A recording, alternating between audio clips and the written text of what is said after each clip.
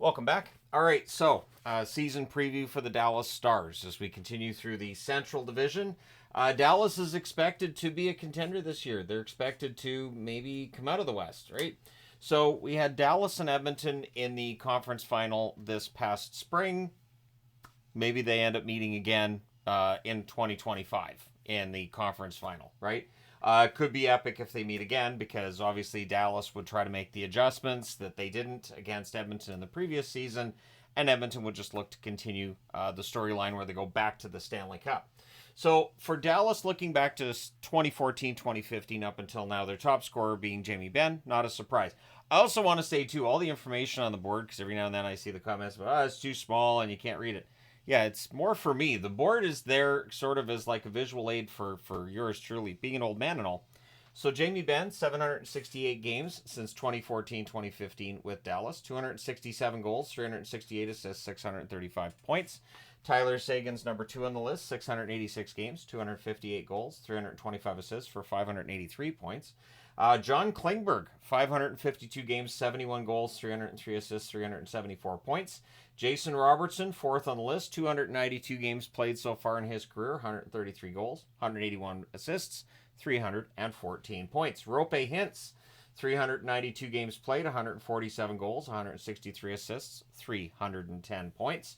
Joe Pavelski, all the best to him in retirement, of course. 369 games played as a member of the Stars, 121 goals, 186 assists, and 307 points. I always respect when a player decides to hang up the skates before he's asked by the team, or you see him out there as an unrestricted free agent, nobody picks him up. So Pavelski leaves while he's still productive.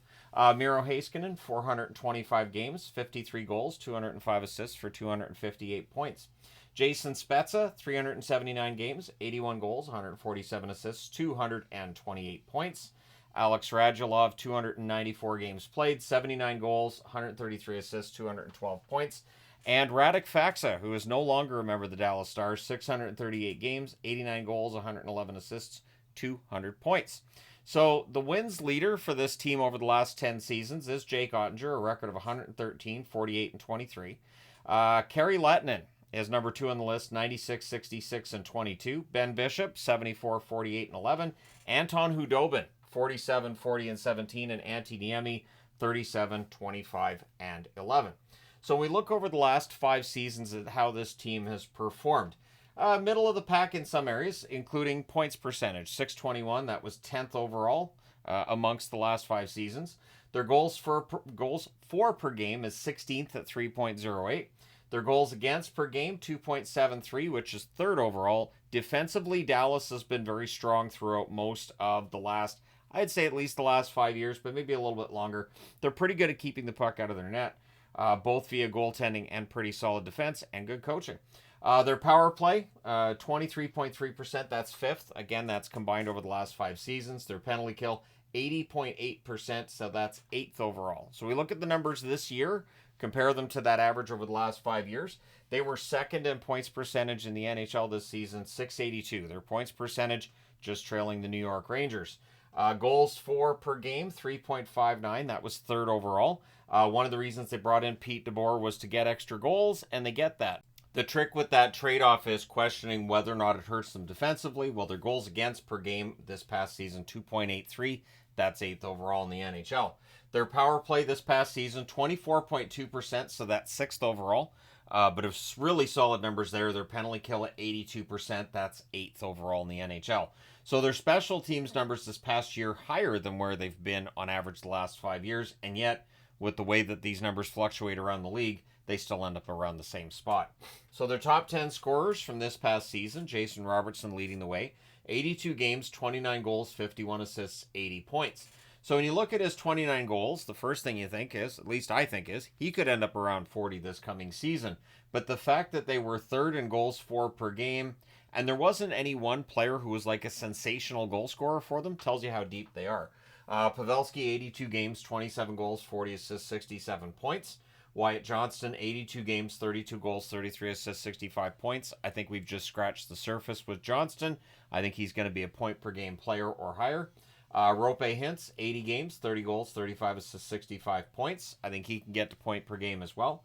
Matt Duchene, 80 games, 25 goals, 40 assists for 65 points. Jamie Benn, 82 games, 21 goals, 39 assists, 60 points. And I won't be surprised if Ben's numbers drop off a bit, but I think Dallas will be okay if they do. Heiskanen, 71 games, 9 goals, 45 assists for 54 points. Mason Marchment, 81 games, 22 goals, 31 assists, 51 points. Tyler Seguin, 68 games, 25 goals, 27 assists, 52 points. And Thomas Harley, 79 games, 15 goals, 32 assists, 47 points. So there's a good mix of veterans and youth there, and there's more youth on the way. But first, the top two goalies from this past season. Jake Ottinger, 35, 14, and 4, 905 save percentage, 3 shutouts. I think at times Ottinger gets overrated a bit via the media and sometimes by fans, but when he's dialed in, he is fantastic. So he does have his downbeats, and hopefully this coming regular season, a little more consistency in the regular season would be nice. Wedgwood, who has of course now gone to Nashville, 16, 7, and 5 record, 899 save percentage, no shutouts this past season with Dallas. Now, two rookies to keep an eye on. Logan Stankoven, easy for me to say. Logan Stankoven is still technically a rookie. He had that experience in the playoffs, played 24 games last season. Could be a favorite for the Calder. He's the one I'd like to see win it. Maverick Bourque as well. A lot of excitement around Maverick Bourque and what he might be able to do for Dallas. He only played one regular season game with them this past season. Again, this is a team that has an embarrassment of riches when it comes to young players. And so if you get that right mix and you click in the playoffs, maybe this team gets itself a championship. So the top 12 forwards, Jason Robertson, Rope Hint stay together without Pavelski. I'd like to see Logan Stankoven on that line. So a little bit of fantasy booking on my behalf. That puts Jamie Benn and Tyler Seguin on the wings for Wyatt Johnston. So for Johnston, who has the air of a future captain in the National Hockey League, having the current captain on the line with them and Seguin on the line as well, could be great for Johnston's development. That third line, Mason Marchment. I could see Marchment, though, being on that second line and Ben being on the third, to be honest. Maverick Bourque and Matt Duchene on that line as well. So again, you've got Duchene, Seguin, and Ben, 3 veteran players who could help shepherd along the young guys for Dallas. That fourth line then becomes Evgeny Dodonov, Sam Steele, and potentially Colin Blackwell as well, who's joined the team. But there are some interesting extras here. You have Cameron Hughes, Oscar Beck, and then you have Antonio Stranges as well as Matej Blumel and Cole Lind. Cole Lind picked up in the offseason, so we'll see if he gets into a game. Of course, he was formerly Vancouver property, so maybe he'll be one of those players who plays for all 3 teams I cheer for. At some point, maybe he ends up in Boston. Then we get to the blue line, and this is a pretty solid defense group for Dallas, although there are a couple of question marks here. I will acknowledge that. So you have Thomas Harley and Miro Heiskanen. Excellent offense from that blue line, and Heiskanen pretty good defensively too. Esa Lindell and Ilya Lyubushkin, and this is where it gets interesting because half of the top 6 technically new guys with Ilya Lyubushkin, Brendan Smith, and Matt Dumba. So bit of a head scratcher with making that many changes on the blue line. And then where does Nils Lundqvist fit in? I'm surprised Lundqvist is still a Dallas Star just for the way that the playoffs went and for the fact that he was played so little by Dallas. Clearly, DeBoer not a big fan of the way he was playing last season, so maybe he's going to double down on improving this coming season, and maybe he ends up playing some more games. But they did sacrifice a first-round draft pick to get Lundqvist, so they do need him to hit. Alex Petrovich, who did not look out of place when he got into the lineup in the playoffs. Kyle Capobianco, veteran, he can play for the Texas Stars for most of the season, and Leon Bichsel, and we'll see if he gets into any games this season.